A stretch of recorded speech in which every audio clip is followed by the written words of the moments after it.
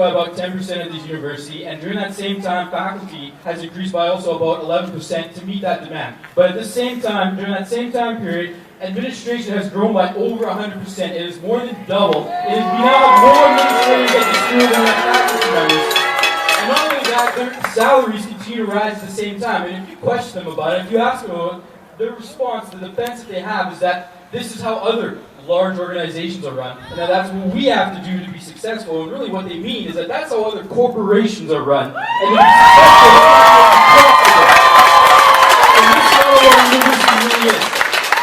And when we talk about this budget, we were also told in that Transformation Action Plan that they're looking at long-term sustainable changes, that they're not looking to just make short-term cuts or anything like that. Yet I keep hearing all about this 2-year, $25 million goal that we're trying to hit. I'm not hearing about these long-term programs, like the special programs we have, that help out different groups, special groups, foreign groups, and First Nation, Inuit, Métis students. And throughout this process, I feel like not only are we left out of this to a great extent, but I feel like we're being told one thing, when really another thing is what's going on at this university, and that's the In the most recent Transformation Action Plan, we were told that this plan and the budget that we're getting for this is going to allow us to serve our students and to allow us to serve the people of the university.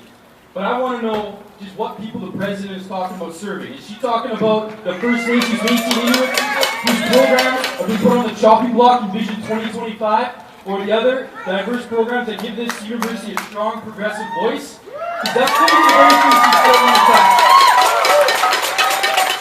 And all the while this is happening, nothing is really being done to administration. Even when they score in quintile 5, which is the worst, they just say these sort of non-committal statements like we need to review this further or we need to look into it again. And what's happening with this process is it's causing a lot of internal strife where we're debating with people. Some people are jumping on board because they think we have a budget crisis, and we're all battling within the university instead of coming together and bargaining with government and to get better public funding for the university.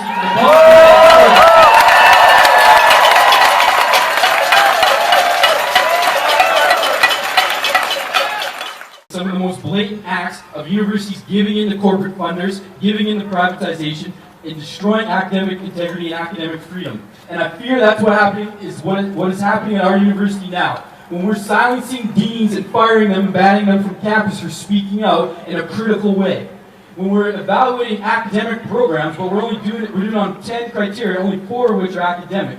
When our mission statement, we have these great vision statements that sound real good, and are supposed to help the people of Saskatchewan, yet they're putting groups like First Nation and Métis people on the chopping block. I feel like we're putting certificates ahead of higher learning, that we're turning into a technical institute that's become the latest in Watson Valley College. That is what Transformation is to stop.